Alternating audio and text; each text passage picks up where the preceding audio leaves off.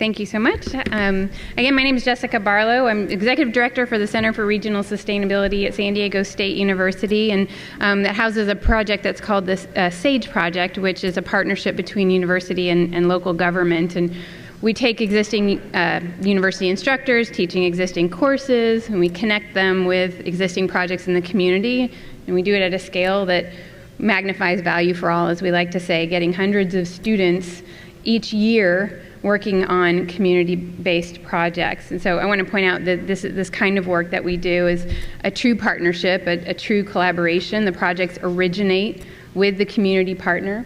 It's not simply work in the community, not simply work for the community, but rather with the community partner. We don't presume to know what the communities need or want. Instead, we approach it as a question: how can we help? And can we add capacity to your needs and priorities? And for a city then, this is something, the project that already is part of their general plan, already part of their budget, already based on and prioritized by council. And since 2013, we've worked with a number of different communities in the San Diego, Tijuana region. And a good reflection of the success of our program is evident in the relationships that we establish and maintain with our city partners. So, for example, with the city of National City in San Diego County, we had a partnership with them our very first year that we launched the SAGE project in 2013. And we never really left. So the MOU ended, but we have still been a part of this community. We still collaborate, we still connect. And it's not just with the city government, but also community members and businesses and nonprofits. And one of the things that we did with National City back in 2013 is help them draft their long-range property management plan following dissolution of redevelopment agency funding. And there were a number of vacant parcels of land on that list that 10 years later, today, still sit vacant because developers don't want to touch them. They don't want to take the risk with them, right? And this got us thinking that one of the other ways that we should be adding capacity to our community partners is to help them find funding to do that they need to do the work that they need to do. And around that same time, we started thinking about how we could do that. We several of our contacts from the US EPA Region 9, including Noemi Emmerich Ford, started encouraging us to pursue Brownfield's funding and to work with National City specifically. And so we started the process. We finally got our act together in 2020, of all years to get your act together. That's when we did it. And we submitted a community-wide assessment grant and with SDSU as the applicant. And because we have the capacity to manage the grant, we have built this level of trust with the community, not just the city government, but also community members, so that all parties feel comfortable with this arrangement. We would never have done so otherwise without that long-standing level of trust that has been built across different levels. And but we didn't get the grant the first year, but we were encouraged by our reviews, and we decided to resubmit the following year. Meanwhile, we also heard that from our contacts at DTSC that the Ecrg funding was coming out, and we thought, sure, let's do that one too, because then increase our chances of getting some funding for this. And I have to say, the Center for Creative Land Recycling was extremely helpful in reviewing our grants and giving us really tough love in terms of the feedback on those proposals.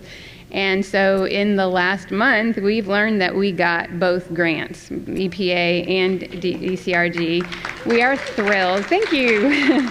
We're thrilled because we can layer the funding in a strategic way to maximize our community engagement, maximize the work that we want to do, all the while helping to prepare future workforce, our students, by engaging them in the process. And so we're just at the very beginning of this work that we want to do, and we want to do it right. And a critical component to Brownfield's work is making sure that the work is actually serving the community that is already there. So we want to be intentional about preventing displacement in particular. And that's why I'm glad to be here moderating this session, so I can learn from the folks here on this panel who have already begun this really important work and who have much to share with us on the topic of revitalization without displacement. And so, without further ado, I'm pleased to introduce our panelists, who will each take a moment to say a quick word about their work and how it relates to this session topic. I do want to say that one of our speakers, Michael Affeldt, is unable to be here today. So we have the three panelists here, and I will now join them down in the comfy chairs. So first, let's ask if Josh Silver of San Francisco Recreation Parks, if you could introduce yourself. Okay, good morning. Thank you, Jessica. My name is Josh Silver. I'm a program manager with the San Francisco Recreation and Park Department.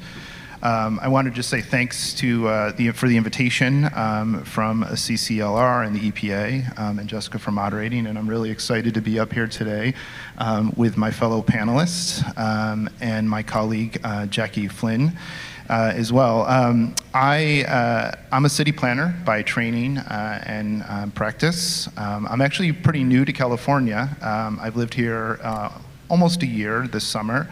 And new to the City of San Francisco government. I started in April. I was in Washington, D.C. For the previous 8 years working for the District of Columbia Office of Planning. A lot of my work was focused on creative placemaking, community engagement, and public space activation and stewardship. So I'm really feel fortunate to be in the position I am here now. And so thanks for having me. And Jackie Flynn, Executive Director of APRI San Francisco. Hello, everyone. My name is Jackie Flynn. I run the A. Philip Randolph Institute San Francisco, and we are a long-standing community organization that has been working with the San Francisco Recreation and Parks Department. Some of these images you guys are seeing are just snippets of the work that's happening along the shoreline there. And I just want to thank everyone as well for attending our session this morning, because we're definitely passionate about the work that we do, and we're really happy to share. And I would love to not only share what we're doing, but take away something that I can learn from this conference so that we can apply it to our park project. Thank you. And then Ivory Chambeshi, Director of Neighborhood Initiatives and City Planner for the City of LA. Good morning, everyone. I'll just also echo my gratitude for being invited to participate in this conversation today. I have the privilege and honor to serve with an initiative called the Watts Rising Collaborative, which is co-led by Mayor Garcetti's office and the Housing Authority of the City of LA. And I like to describe it as an initiative on steroids because it involves 40+ partners across sectors from public, private, nonprofit, grassroots, community-based. And it's implementing roughly $70 million worth of climate infrastructure and housing infrastructure development, and is connected to the $1 billion+ Jordan Downs redevelopment, which is a public housing site in the community of Watts. So we have the exciting work of trying to redevelop and revitalize a very resilient and rich and rooted community, while trying to ensure that the folks who advocated for the improvements that they're seeing in their community are actually able to enjoy them by implementing an anti-displacement plan, which we'll talk about in just a moment. Thank you. Thank you so much. So we're going to move on to some discussion questions, starting first with sort of a high-level view of this topic of anti-displacement, and what is displacement. So what is the kind of background of the issue and background of current solutions? And this is for any and all of you to be participating in. So let's start first with thinking about how neighborhood revitalization can lead to gentrification, which can lead in turn to displacement. And so in your own work, what does displacement look like to you? What have you observed, and why did this happen? And I guess as you're answering and thinking about your response to this, do you see a difference between displacement and gentrification? And how does that, if so, how does that distinction inform your work or your perspective as you think about this? I welcome any of you. If Ivory, you'd like to start, please. Okay, I'll kick it off just because I had the mic last. So these are, kind of the key questions that we're trying to grapple with and trying to address. So in the community of Watts, I can say that the manifestation of displacement is a combination of things. One is when individuals are unable to afford their rents. Individuals are unable to afford, the cost to rent their business.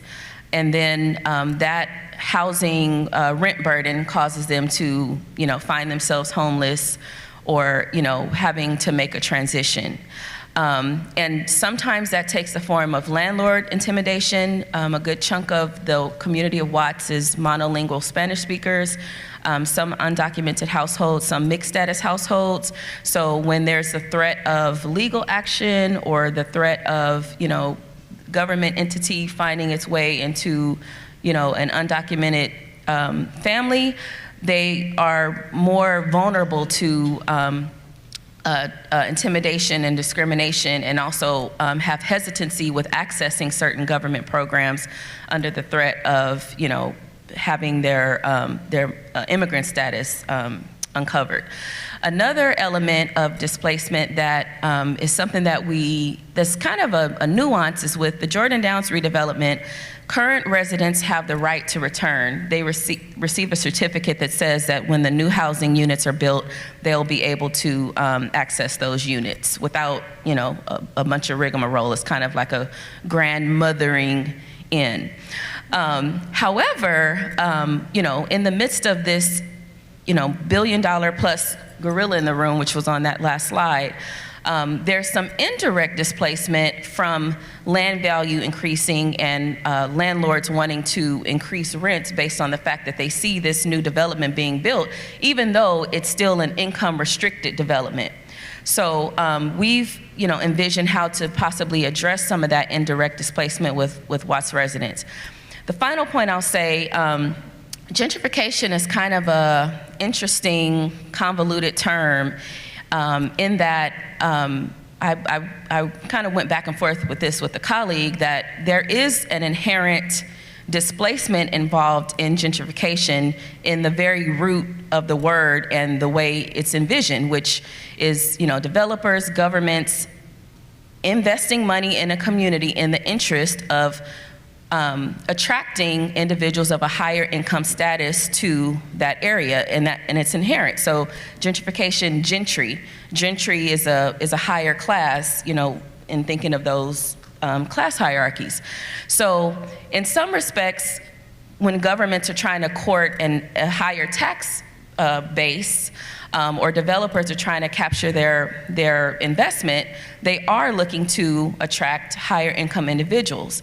Now, in the case of Watts, the intention is not to gentrify the area.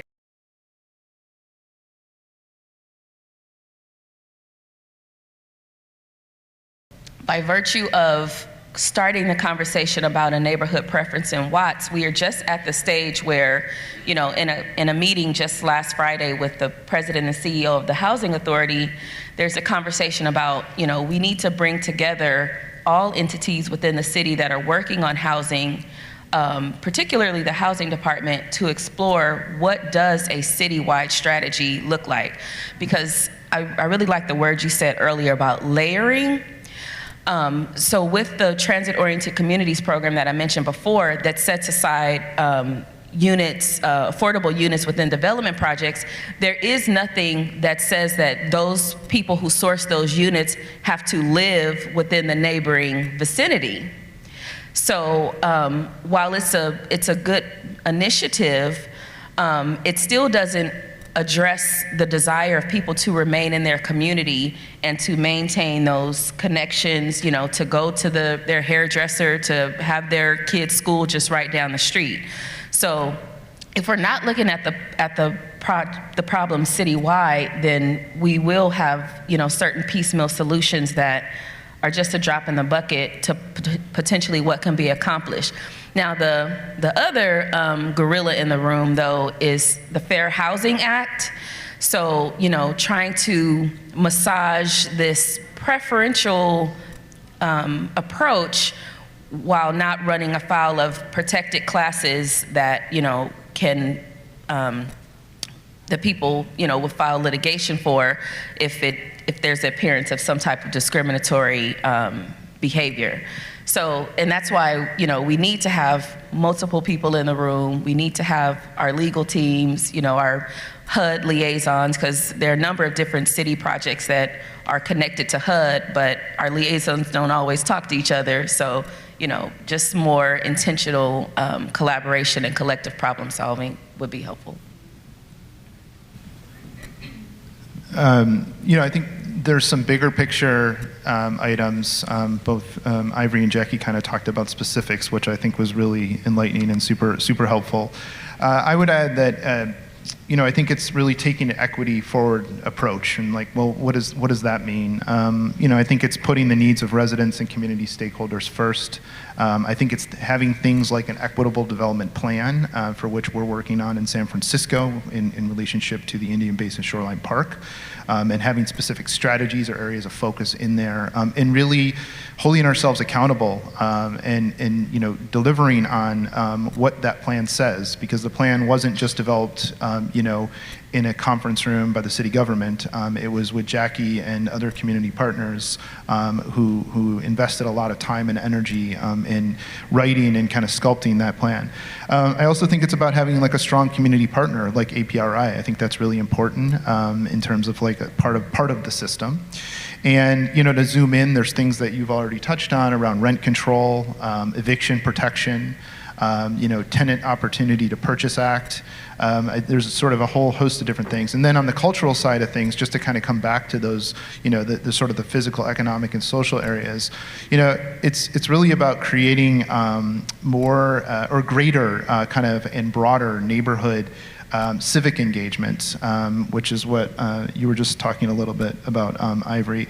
And it's about, getting people to cross the civic divides and more kind of socio-economic mixing of neighborhoods. And, I think in the case in San Francisco and thinking about the project that we're working on, it's using kind of public space as a canvas or, kind of as a space for those types of things to happen.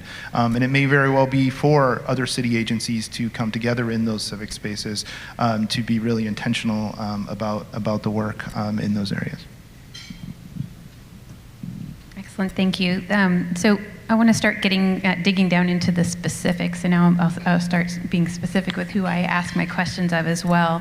But I think both what you said, Ivory, and Josh in particular, two words that that are very good segues into this next section is having a plan also, but also being intentional. And so thinking about sort of the timeline of a project, when you have a project and you want to prioritize anti-displacement, what has to be put in place at the front end? How do you at the beginning of the project, what do you put in place to prioritize anti-displacement? And then and obviously you have to do this at the beginning, decide how you're going to hold yourself accountable later on. So what do you measure? What are the metrics that you are drawing from? So my question's for Ivory, and we'll start there, and then we'll get some other specifics from the other panelists as well from other topics. Great question. And I don't know that I have the full answer. Yeah. I would say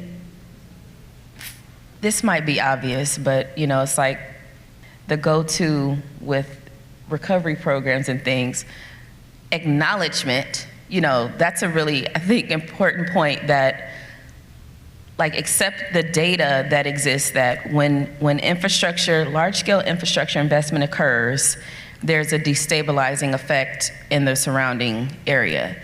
And it's interesting that that's I don't think that's still the paradigm. I don't think that's where people begin. They just start from the standpoint of, this is great, investment, great. I live in the Crenshaw district of South Central LA, and they're building the Crenshaw LAX line, and it's great, right? Transit, yay! I'll be able to get to the airport in about 10 minutes on the train, maybe 15 minutes on the train, wonderful.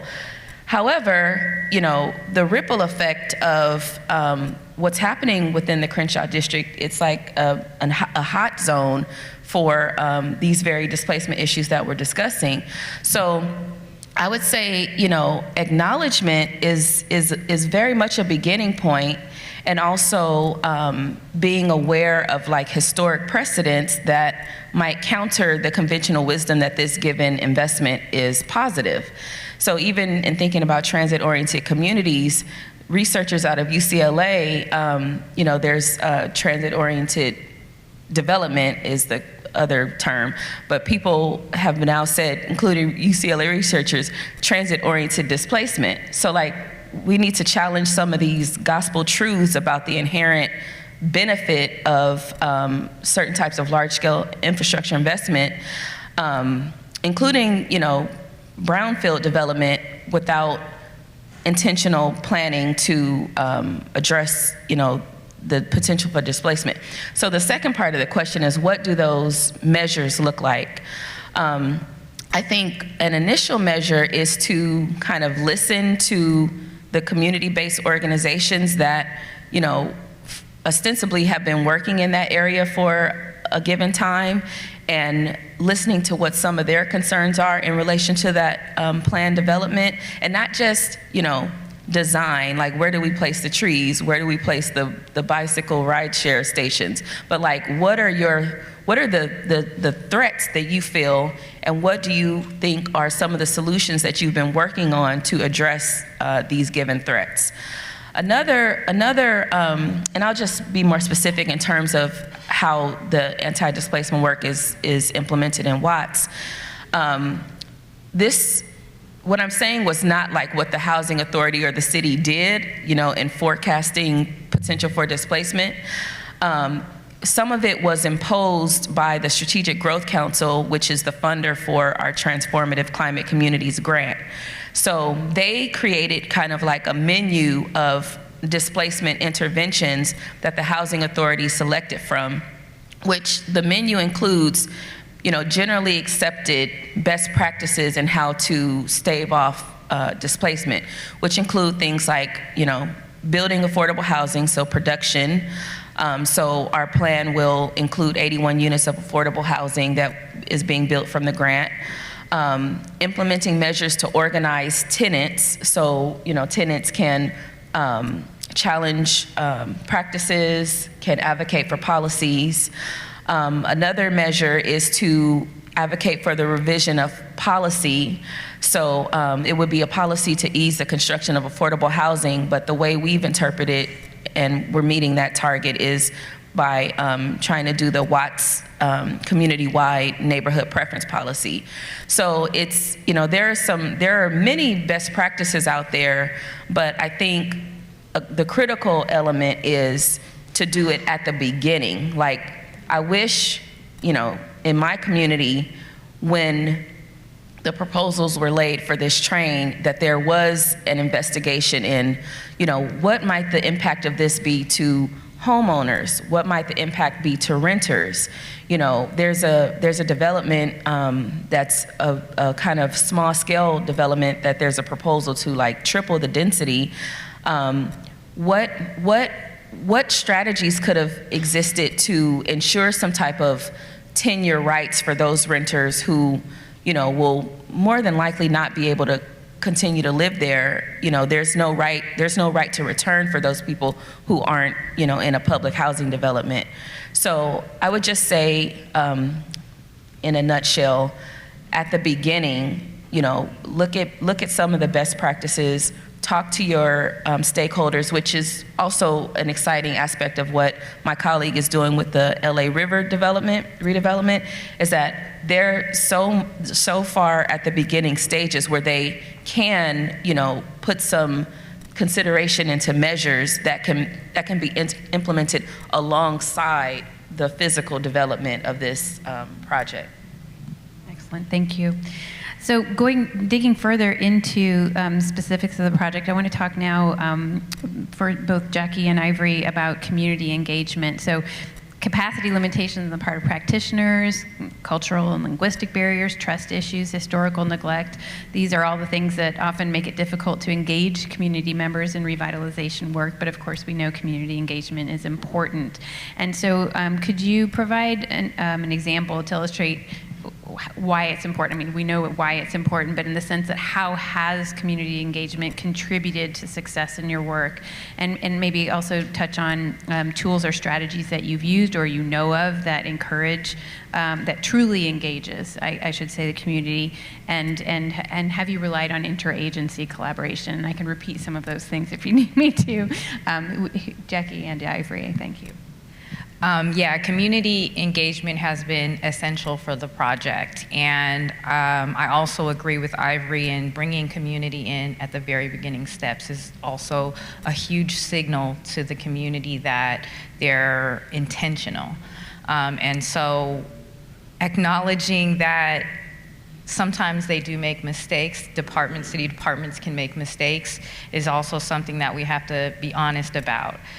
So kind of how I ended up on the project was I was showing up to community meetings that did not reflect my community. And I had to sort of check my, my manager of city parks department, Phil Ginsberg, and saying, hey, you know, it's great that you guys are having these meetings and it's great that you open it to community, but I don't see my community here. So what's gonna be an effective way to bring and draw my community in?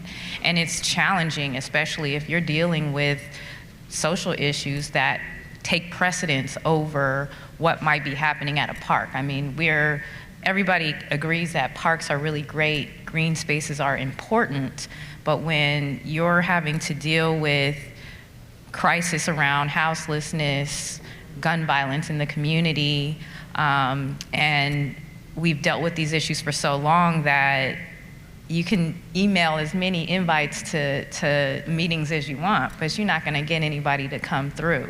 So he not only acknowledged that they sort of stepped out with the wrong foot, but they said, hey, I think you're essential to come into this project and help us do that, because we don't have anyone else that speaks that way about these type of projects. And so what we were able to do, because my organization is very much rooted in voter registration and education, we had already had long-standing relationships in housing authority developments with housing tenants associations. I had been working with leadership programs for youth in the community. So while we brought in low-income families, we also thought about that next generation that's gonna own these homes in the future. So I was like, we need to bring y'all in. And then we also thought about how many elders have told me what I didn't know about the history of the community and the struggles that many of our elders went through. So of course I had to bring in folks that knew about the history and what society was in Bayview and what made it really what it was, because it has changed significantly today. So we were very successful in bringing all these folks in, and what was key and essential was I had to tell again our director of Parks and Recreation, hey, this is valuable time for all these families. So if they come, just like I get paid to be here, you get paid to do this job, we need to pay our community members to participate in a meaningful way. And I'm not talking about just come to the meeting and show up, but come and contribute to these conversations. And what that did was that not only helped us author the Equitable Development Plan, but it really inspired our community members to continue. So I have a ton of young folks that come to me every day like, what's new, what's happening? I wanna know what's going on, and I wanna be a part of that. So while we have huge opportunities to activate our park site, and we're committed to not closing off any park pieces so that community can still enjoy the park while we're renovating and developing the park, these are the opportunities where my community can come in and activate the space and create ownership around that space so that, again, the city isn't giving it to them. This is something that they're also helping develop at the same time.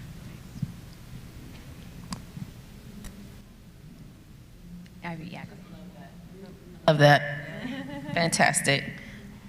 We can clap up Jackie on that one. That was wonderful, especially the youth. I just love that. So I'll say it's critical. It's essential. You know, my humble opinion is that, you know, the best thing you can do in your life is serve others, and we're in unique positions to have some resources, some know-how, some, paid time to contribute to the transformation of a community, and I know it's sometimes hard to feel that way when, you're pushing yet another paper, compiling a report, which is like the bane of my existence. It's just, and CEQA, I mean, we're trying to navigate not even just CEQA, but a NEPA assessment, and it's just like, people, you don't want this project to happen. It's just so, but I get it. So I'll say, keeping that clarity of mission and focus is what compels the intentional, dedicated community engagement. And your project, it can get done without it, but it won't be as rich, it won't be as impactful, it won't be as dynamic as it potentially could be if you do not engage community members early and often. And specifically in our work, we have the benefit of, I don't even know, how this came up. Well, one community member says that this was her brainchild, and it might be, where we have outreach workers who we describe as our street team, and they are residents and longtime stakeholders who are kind of the feedback loop for different segments of the community, and also advisors to our, to us as administrative team members. And it's very complicated, it's very political. You wouldn't believe that 5 people, can create such political turmoil in terms of personalities and dynamics, but they're humans as we're humans. So it does take a lot of work. It takes a lot of management, a lot of conflict resolution, and also something that I think is critical, a lot of humility on our parts as, government actors. So I think sometimes we can operate in a way where, just like Jacqueline said, that we feel like we're doing something for people. And we need to shift our orientation to a co-creation perspective, and that involves humbling ourselves and recognizing that, I may know this, I may know that, but this person, the people that we interact with in the community, are experts of their own lives and have certain experiences and aspirations and hopes and priorities that are critical for us to understand in order to implement a given project. So with that, I'll say, as you're planning the technical aspects of a revitalization, embed within your budget funding to support the capacity building and the active, regular participation of community members. And that can take, a number of different forms. One of those is, maybe routine meetings. But I think something that is a little deeper is where they're a member of the project team in some form. And that's kind of the benefit we have with our street team members, is that they sit in on project meetings. So when we were trying to adjust the project scope for Walk Bike Watts, which is installing streetscape improvements, and there was the decision to change the location of one of the bulb outs to not be on this particular street, our outreach worker, Angelica, was like, well, no, that's right next to a school, and people, students have to hover around that small, the existing small sidewalk, which makes it unsafe to wait to get on the bus. And our, wonderful transportation engineers, who I have great admiration for, just would not have that, granular lived experience in how to shape this project without a voice from a former student who had to stand on that sidewalk to wait for the bus. So it really is critical. And unfortunately, in our society, we prioritize and privilege certain types of knowledge. We privilege things that are written. We privilege things that are technical, things that are considered formal. And community knowledge and wisdom is not one of those things that we privilege or prioritize. And that's to our detriment. So, you know, in as much as you will be able to pay your consultant to do your environmental impact report, make sure that you have a budget line item for those community consultants that are going to be present to help you intentionally design and implement this project. Thank you. And I'm paying attention to the time, so I'm going to kind of combine my next two questions. First, I want to hear from Josh and Jackie about the equitable development and displacement avoidance plans. And since we've already talked about this intentionality being so critical, and I wonder if you might also incorporate some mention of how, you know, given limited capacity, given the cities tending to be underfunded, how often, you know, environmental justice and anti-displacement work gets cut from funding. How do we avoid that, or what are some funding sources that that could be used alongside this tool that you've developed, and is this something that could be used by others looking to do the same kind of work? So start with Josh. No funding is getting cut. That's where we're going to start from. No, I'll say that the Equitable Development Plan, and Jackie, you're going to correct me if I'm wrong with any of this, okay? But it's really about a roadmap for maximizing the benefits for the Bayview Hunters Point community. And it's really about addressing any potential negative, you know, impacts or consequences of this park development and design. You know, and the plan itself is really broken down into 6 focus areas that include arts and culture, workforce and business development, community connectivity, transit and access, healthy communities and ecology, youth opportunities, and housing security. That's a lot in a plan. And each of those sections or areas of focus, you know, is followed by an action for which we're working to implement, you know, over the course of time. So, you know, I think though, in terms of the funding piece, you know, I think it requires some savvy leadership across the board. Hat tip to you, Jackie.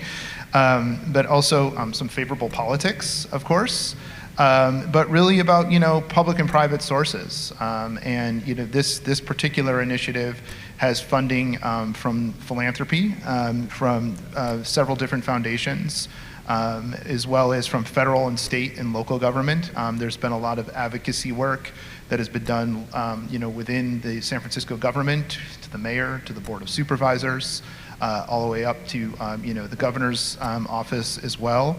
And then certainly things like the Bay Restoration Authority, the EPA. Some of the pictures that you've seen going across the screen here are the remediation, which is the first phase of this project, which is almost done, yay. And, you know, there is also, we have a fundraising consultant that we've invested in for this project too, to kind of help us and guide us through this process as well. And on this project, we've been very fortunate to have great leadership. So we wouldn't be here if our mayor, London Breed, wasn't in support of this project. We wouldn't be here if our district supervisors, both the former Malia Cohen, who is recently elected to our, dang, I done forgot already which seat she recently got, but she was with our Board of Equalization. And Shaman Walton, our current district supervisor, supporting this project. So from our government leadership, we have a lot of strong voices that are advocating for this project, knowing how essential this project is for the community. But it takes a lot of inter and intra-departmental coordination. We are working with almost every department in the city, from planning to our Department of Environment to workforce development.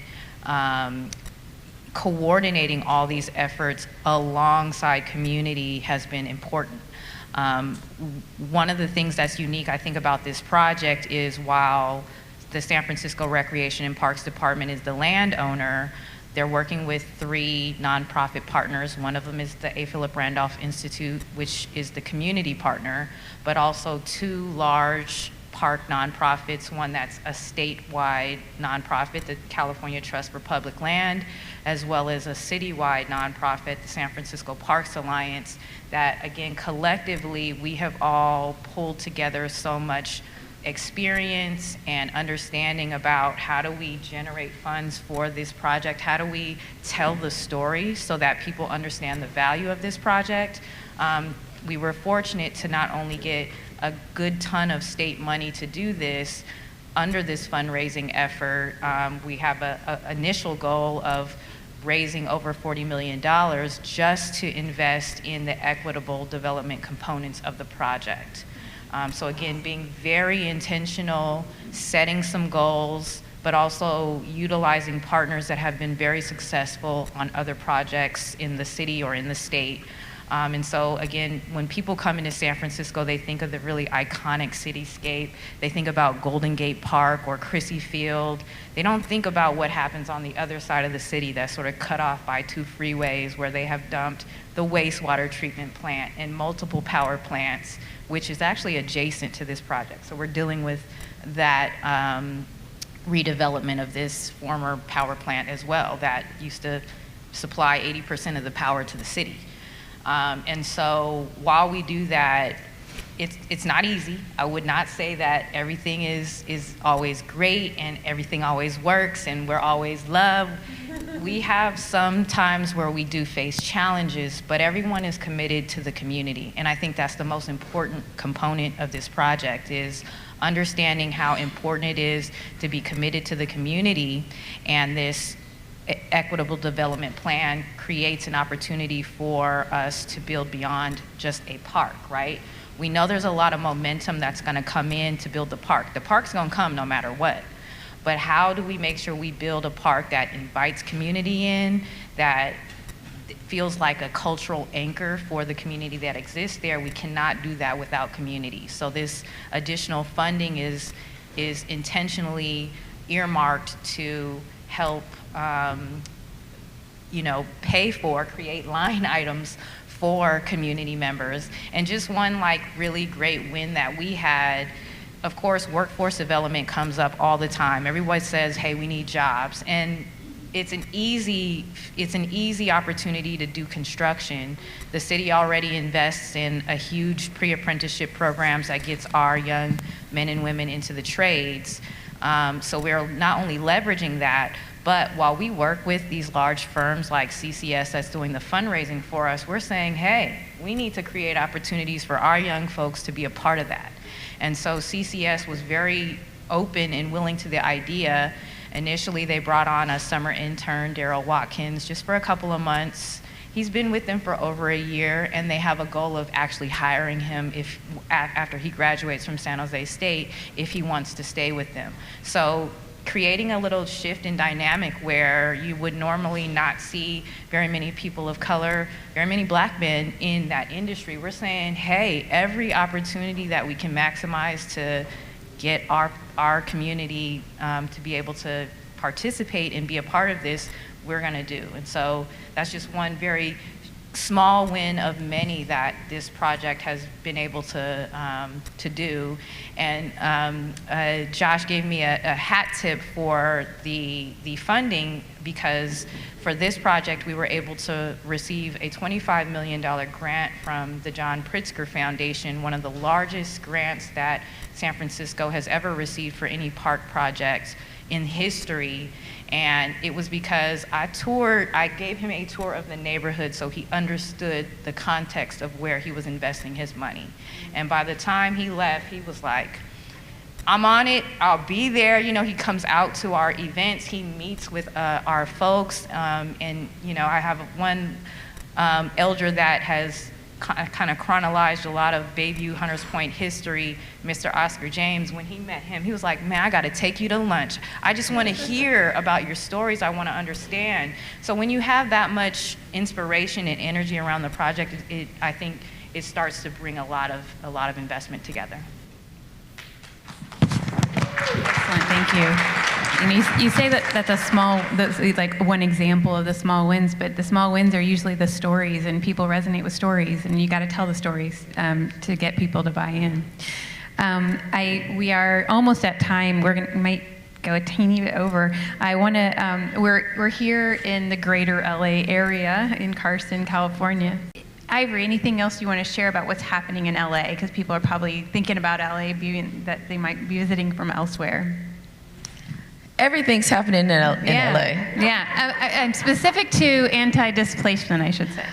Well, I'll say a workforce development piece, because I'm very much a champion of individuals who are in frontline communities, AKA sacrifice zones, need to be at the front of the line for the solutions and for the, very lucrative job and business opportunities that are being created as part of climate resilience initiatives.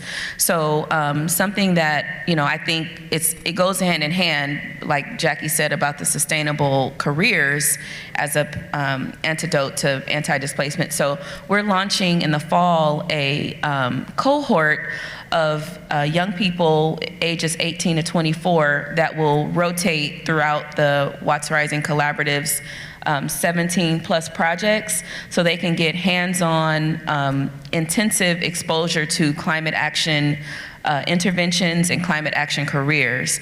And my hope is that 5, 10, 15 years from now, they'll be the people on these panels, leading the discourse and the movement around climate resilience and sustainability more broadly. Wonderful, excellent, yay! That's worth clapping for too. So. All right, so yes, we would love to take questions from the audience, and I see there's a person there already. Hello. Yeah, okay. There you are, please. So I'm familiar with the Jordan Downs project. So in 2008, actually, HACLA did purchase a vacant 21-acre lot that was contaminated, and I think that's kind of one of the purposes of what I wanted to say. It took them a long time to clean that up. When they initially bought it, it wasn't designated Brownfield, but it should have. And back in those days, they didn't have the grants or the monies and the organizations that you all have put together to assist cities in those types of cleanups. So they kind of had to do it on their own. And it took about 4 years just from the 2008 to 2012 to develop the specific plan. And the first half was actually human capital investment. And so you're right, you have to begin at the very beginning. We took the local residents organizations, Watts Neighborhood Council, the Watts Century Latino, some of the other local neighbors around it, the residents that were living in the public housing, youth was part of it as well, and we had separate meetings with Spanish-speaking presentations and whatnot. But going back to the displacement issue, I think in Jordan Downs, they were lucky that they had that opportunity to strategize to focus on that piece of parcel first. And I think they just broke ground like maybe 2 or 3 years ago, right? Because it did take that long for them to clean up. It was an expensive property to begin with, but I don't think they had the foresight or the strategies on the cleanup when they first purchased it, and they didn't realize how extensive that process was going to be. And yours truly co-wrote the specific plan and did the environmental review. So that's how I got to know DTSC the very first time. But again, I think as we cities are looking at brownfields, in Huntington Park, we do have some properties, and maybe that's a strategy that we could look at to increase housing production, is that we can use these properties as transitional properties once they're cleaned up to redevelop other housing sites that need redevelopment, and thereby not displacing hardly any of the residents if they're qualified and they show interest in being part of the development, and then bringing them in the beginning as part of the community voice. So I think the brownfields are an important strategy to think about when it comes to transitioning folks onto to prevent displacement. I believe HACLA also purchased properties around. I don't know if they followed through on that, because in case there was going to be displacement, they were going to put those folks in there, but I'm not sure what happened after I departed in 2012. So that was it. I just wanted to share that. Thank you. Thank you. Thank you for you. He's a low-key panelist. You should have just came up here. Just to kind of clarify just a little bit, so one of the benefits in the strategy for the Housing Authority that he mentioned is that with the housing authority being able to purchase a site first, they were able to have a build first strategy. So they, purchased that land, remediated it, and then built the first phase of units. So then residents would move, build, they move, demolish, build the next phase to lessen, widespread displacement, similar to other examples of public housing across the country where people, lived off site for a number of years and may have never, returned to the redeveloped units because a lot of different reasons, including that people continued their lives, elsewhere. So HACLA did try to borrow from, those poor case studies. I'm not sure about the purchase of the scattered sites. I don't know all that. Maybe. And I'll just add, when I was talking about the affordable housing sort of redevelopment that San Francisco has sort of embarked on over the last 10 years, they initially saw that, of course, when we asked folks to take a voucher to live somewhere else, that it was less likely for them to come back. So one of the strategies that our city started to apply as we went through, we have a project called Hope 6 where there's some designated housing developments that are undergoing renovation, but what they did was one-for-one placement. So as they tore down a unit or a section of units, they were replacing all these same families in the same development into new units. So there was no real displacement. I mean, it still had some kinks because there were folks that didn't want to leave their units, or they'd see their new unit and be like, this wasn't what I thought I was getting. But we had a much higher rate of return for residents that were replaced one for one. That's excellent. Thank you. Well, I want to thank all of our panelists here. Each of you, thank you so much for sharing your experiences. I'll close out with just speaking on the themes of the conference, our reuse, rebuild, revitalize. So the beneficial reuse of harmful brownfield sites in a community creates more opportunities to improve quality of life and support human flourishing. Building healthier, safer spaces and more beneficial infrastructure can create opportunities for community members to come together, rebuild community connectedness, and foster respect for and harmony with the environment. And the reuse of brownfield sites and the rebuilding of community infrastructure and relationships are critical components for community revitalization, which is created not just for the existing community members, but also with them. And so revitalization is not just for those who can move in, but perhaps more importantly, those who are already there. Thank you very much for your time.